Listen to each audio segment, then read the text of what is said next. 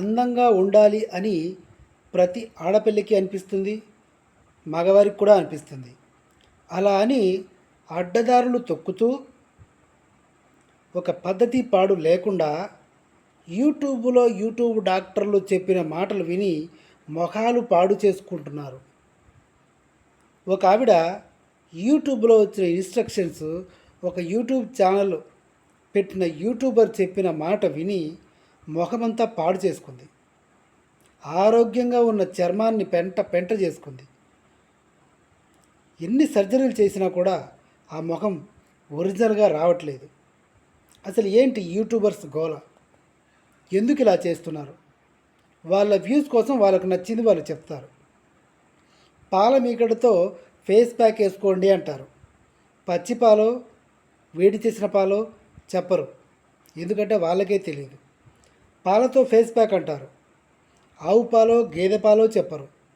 ఆవు పాలైతే ఆవు పాలు మరిగించిన పాల, గేదె పాలైతే గేదె పాలు మరిగించిన పాల, మరిగించిన తర్వాత గోరువెచ్చని పాల, చల్లార్చిన పాల, ఇవేవి వాళ్ళు చెప్పరు.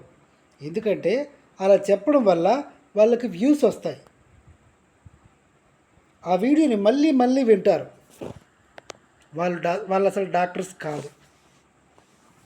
మీగడతో ఫేస్ ప్యాక్ వేసుకోండి, ఎంతో అద్భుతంగా తయారవుతుంది మీ శరీరం, నిగినిగిలాడిపోతారు పచ్చదోసకాయలాగా అంటారు. ఇది కూడా అంతే.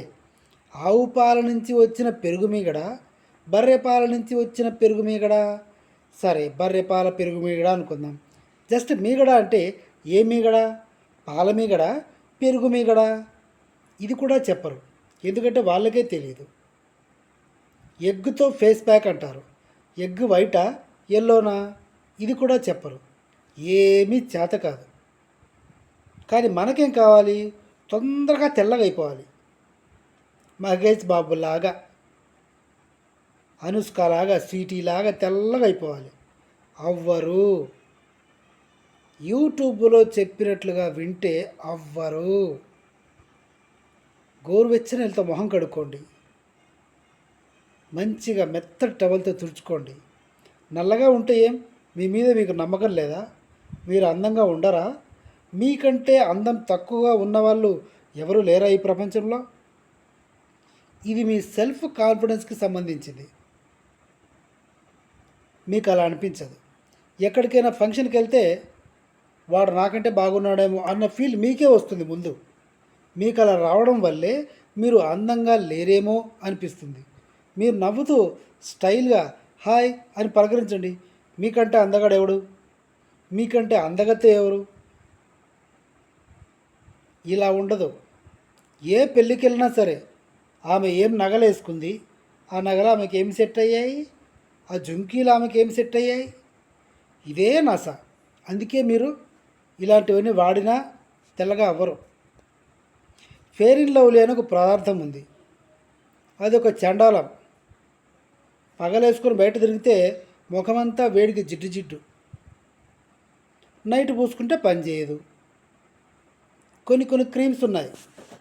అజంతా నుంచి మెలాకేర్ అని ఒక క్రీమ్ ఉంది.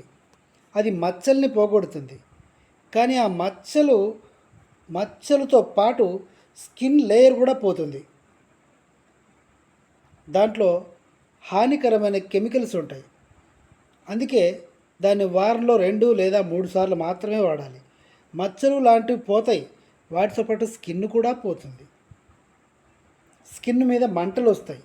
అది డే టైంలో రాసుకొని, ఆ మెలాకైర్ అనే క్రీమ్ని డే టైంలో రాసుకొని బయటికి వెళ్తే ముఖం మండిపోతుంది. నైట్ మాత్రమే పూసుకోవాలి అది. ఇలాంటివన్నీ ఉన్నప్పుడు ఎందుకు ఎన్ని జాగ్రత్తలు తీసుకోవాలి? జీవితం అంతా ఈ క్రీములకి వీటి గురించి వెతికి యూట్యూబ్ డాక్టర్లు చెప్పినట్టు విని ముఖమంతా పాడు చేసుకొని సర్జరీలు చేసుకొని ఎందుకు ఇంత? నేను యూట్యూబ్ డాక్టర్ని అయితే కాదు, బట్ ఐ నో మెడిసిన్. నాది డాక్టర్ ఫ్యామిలీ. నా సజెషన్ ఏంటంటే, నల్లగా ఉన్నా తెల్లగా ఉన్నా పసుపుని మించిన యాంటీబయాటిక్ లేదు. పసుపు నీళ్ళు ఫేస్ ప్యాక్ చేసుకోండి. 15 మినిట్స్ తర్వాత ముఖమంతా వాష్ చేసుకోండి.